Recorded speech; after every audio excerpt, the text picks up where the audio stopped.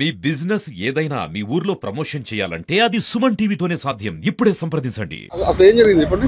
ఏం లేదు sir, night కొద్దిగా గొడవ అయింది. అన్నం పెట్టమని చెప్పిన, పొద్దున్న దాకా మందు కొట్టిన, పొలానికి గడ్డి మందు 5 ఎకరాలు కొట్టిన. అన్నం పెట్టమని చెప్పిన, సీరియల్ అడ్వర్టైజ్ పడ్డ తర్వాత పెడతానే అన్నది. ఆ అడ్వర్టైజ్ ముందా, నేను అన్నం ఫస్ట్ నాకు అన్నం పెట్టేది ముందా అని చెప్పేసి ఒక మాట తిట్టిన. ఆ మాటకే బయట పోయి ఏదో గోల గోల గోల గోల చేస్తా అంటే, బయటికి పోయి ఎందుకు గోల చేస్తావని చెప్పేసి ఒక దెబ్బ కొట్టిన.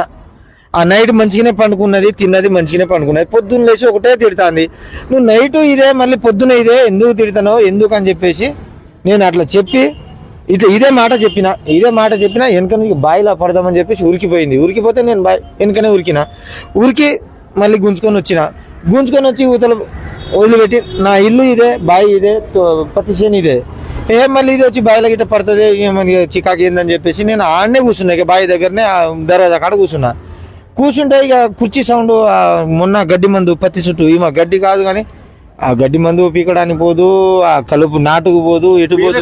నుంచి పనులు లేకుంటే ఖాళీగా ఉందని చెప్పేసి అంటున్నారు. మీరు కొన్ని రోజుల నుంచి పని వ్యవసాయ పనులు ఏం చేయట్లేట, మీరు ఎవరు ఖాళీగా ఉంటున్నారని చెప్తున్నారు. నేను 5 ఎకరాల వ్యవసాయం పని నేను వేసుకున్నా.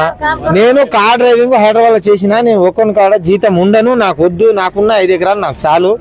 నా 5 ఎకరాలు అంటే నాకు ఒక బిడ్డ ఉన్నది, ఆ బిడ్డకు చూసుకుంటా, ఈయన నాకు సరిపోతుంది. వాళ్ళు చెప్పే మాటకు నాకు ఆ 15,000కు నేను. ఎంతమంది పిల్లలు? నాకు ఫస్ట్ భార్యకు ఒక బిడ్డ, ఆమెకు వేరే అయిపోయింది. ఈమె మ్యారేజ్ అయింది. ఇప్పుడు బాబు కూడా నా బాబు కాదు, ఇంకో బాబే. అయితే వాళ్ళ బాబాయ్ బిడ్డ అవుతుంది. ఇక డైవర్స్ అయితే ఇక ఇద్దరం మళ్ళీ మేము గుడికి పోయి పెళ్లి చేసుకున్నాం. వచ్చిన మంచిగానే బతుకున్నాం. నా కొడుకు కంటే ఎక్కువ చూసుకుంటున్నాం. మేము 3 అన్నదమ్ములం, మా బాబాయ్ కొడుకు, మేము 3 అన్నదమ్ములం. మా 3కి ఇద్దరు ఆడపొరగాళ్ళే. ఇక ఈయన ఒక్కడే కొడుకు కంటే ఎక్కువ చూసుకుంటాను. ఈయనకు చూసుకుంటున్నా, ఇది చెప్తానా.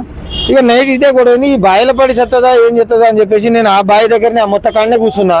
ఈ మళ్ళీ తర్వాత ఇటే వచ్చి పడుతుందేమో అని పోయింది ఆ గడ్డి మందు. ఇక ఎప్పుడు మందు కొట్టినా ఆమె, మేమిద్దరం మందు కొడతాం, వస్తుంది, ఇంట్లో దాస్తుంది, ఆమె దాస్తుంది.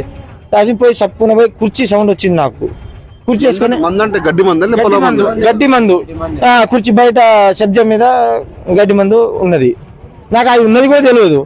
ఇది కుర్చీ సౌండ్ వస్తుంది ఏంద్రా అని చెప్పేసి, ఏమైనా ఫ్యాన్ గిట్ట ఉరిగిటే వేసుకుంటుందా ఏంద్రా అని చెప్పేసి నేను ఆ బాయి కాడ నుంచి లేచి దగ్గరనే ఎగో అస్తమ్మం దగ్గర అది ఉంటుంది, ఈయన దగ్గరనే పోయింది, ఎక్కింది, కథం తీసుకున్నది. ఈమె బుక్క ఇట్లా నోట్లో పోసుకున్నది.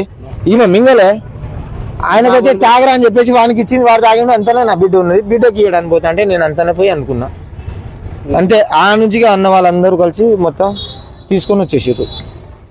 ఇంతే దేవుడా, ఎంతైనా పర్లేదు.